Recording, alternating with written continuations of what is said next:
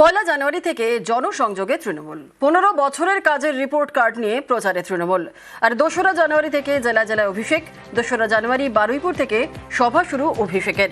উত্তরবঙ্গেও সভা কর্মসূচি রয়েছে অভিষেকের।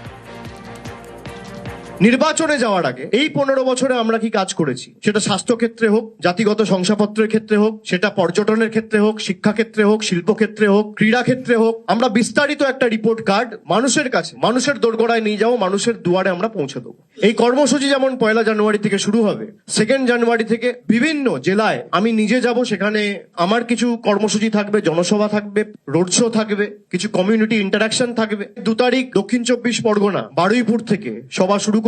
তারপরের দিন আমি উত্তরে জলপাইগুড়ি আলিপুরদুয়ার নিয়ে চা বাগানের শ্রমিকদের নিয়ে একটা ইন্টারাকশন করব, একটা আলোচনা সভা বা একটা সভা তাদের সাথে।